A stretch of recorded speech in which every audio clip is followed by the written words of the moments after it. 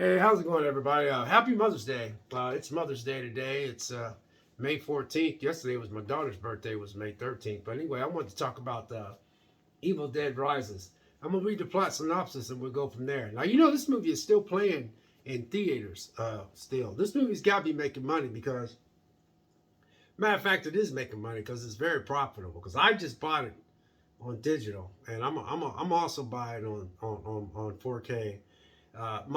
My son, one of my kids, I got five. One of my boys said that he didn't care for it at all. He didn't like it at all. So I said, well, I'm a big Evil Dead. Now, the first Evil Dead by Sam Raimi came out in 1981. And then the second one came out in 2013, which is this one right here. I went to the theaters to go see this one. I enjoyed this one. I really did. I thought it was very good. But it was almost like identical to the one that was in 1981. Sam Raimi, one that started. And I remember watching that. God, I was so young back then. But anyway, because I graduated in '78. But I'll read the plot synopsis and we'll go from there. Moving the action out of the woods and into a city, Evil Dead Rise tell a twisted tale of two estranged sisters played by Sutherland and Sutherland, whose reunion is cut short by the rise of a flesh-possessing demon thrusting them into a primal battle for survival as they face the most nightmarish versions of a family imagination, of a family imaginable. Okay, okay. It says thrusting them into a primal battle for survival as they face the most nightmarish version of family unimaginable. That's what I think I read it right. But anyway, I started watching this today. And I was like, man, I'm going to watch this because I had time to watch it. I did get my workout in and all that kind of stuff. But man, this movie opens up where this girl is, she's out at this place and she, it looks like there's the weekend getaway with her and her friends. And then, it opens up where she ends up killing her two friends. And then it cuts into the movie and it cuts into this girl at this band and she finds out she's pregnant. Then she goes home to her older sister who's got three kids. And they have her. So she goes to stay with her sister because, her older sister's always got all the answers, so this is what her younger sister's going to stay with her older sister. But she sends the kids out, to get some pizzas. But in the meantime, they're talking because, she hadn't heard from her younger sister. And she just found out that she asked her what he wanted and she said, can I stay here? And she says, we're getting evicted because the place is, I think, gonna get torn down or something. Anyway, just to make it quick. So she said, she goes, well, you never called me, but she did call her. But this girl's so wrapped up in her band that she didn't get the voicemail. And then when she did get the voicemail, she played it later on. Her sister needed her and needed to talk to her because her daughter's just some type of in the band doing something. But anyway, she needed her help because she come to her sister's house because she's pregnant and she doesn't know what to do because I think she's on the fence about, this baby. In the meantime, the kids are coming back with the pizzas and then there's this massive earthquake. It's a pretty big one. And so when the kids are down in the basement, they park the car and the ground splits up and then they're drop the pizza and all this kind of stuff. Well, after it stops, well, and then, it cuts to another scene where the two sisters are like freaking out and everybody in the apartment building is, freaking out because the whole building's shaking. But anyway, there's the boy, because there's two girls, because the older sister had two daughters and one boy.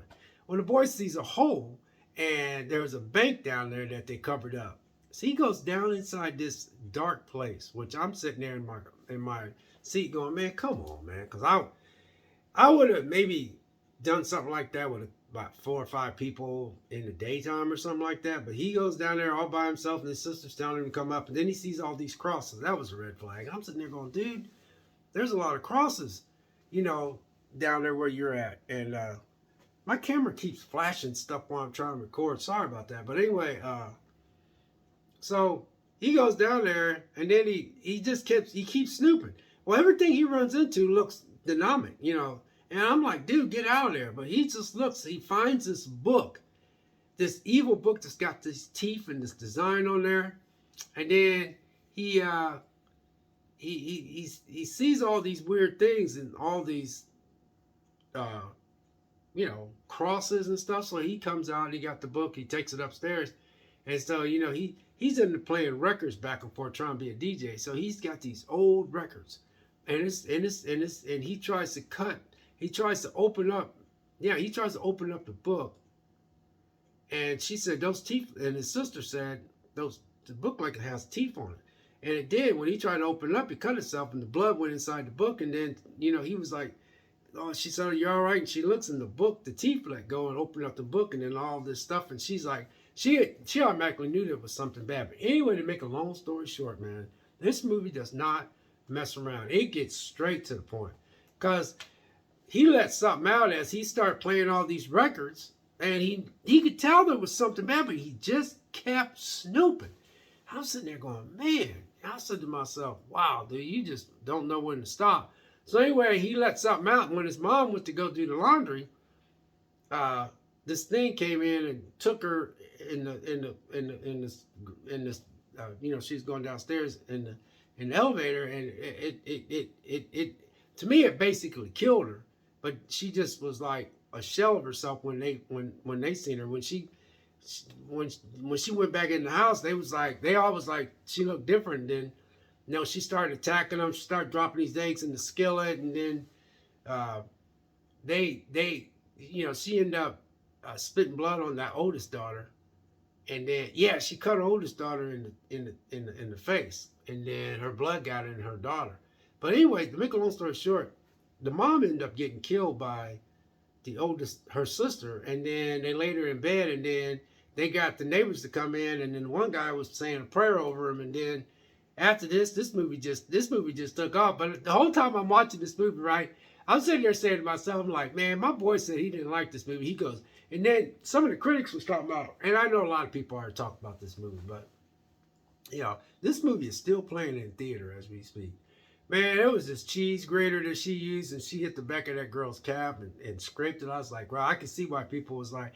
But the whole time, I was watching this movie, I was thinking it was going to scare the crap out of me, but it was more going fast forward, and I kind of like that. It just went at a steady pace. I mean, it just kept going and going, and I was like, okay, this is good, and it was thrilling. It was good. Anybody that's into blood, guts, and gore and kill, but there ain't no happy ending in this. Cause man, I'll tell you what, I was thinking that everybody's gonna get away, but the oldest daughter got possessed. She got killed,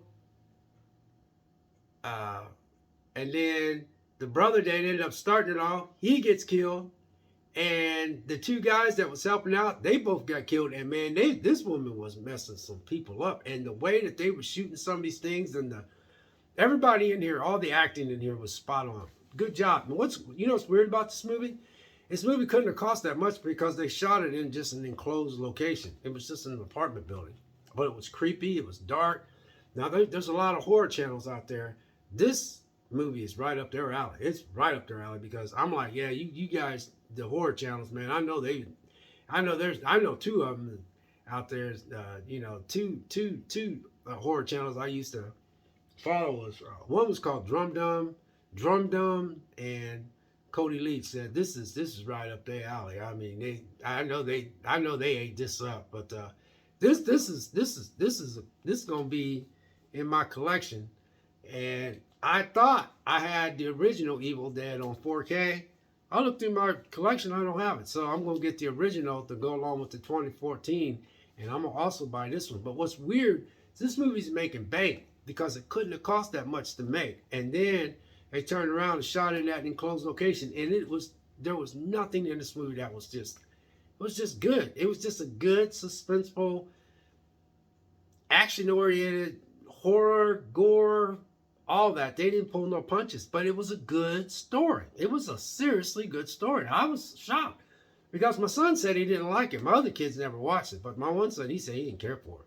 So I'm like, wow, so I'm thinking, man, it must be really bad. But, I'm getting ready to text him after I get off here and tell him I enjoyed it. But I'm going to definitely buy this for my, 4K collection. Now, you probably say, well, you just said you bought it on digital. Well, yeah, I did, but that's just the way I am. I like to have both copies. That's just the way I am. So I do that a lot. So anyway, God bless. Take care. We'll catch you guys in the next video. And again, God bless and happy Mother's Day to all you moms out there. We'll see you in the next video.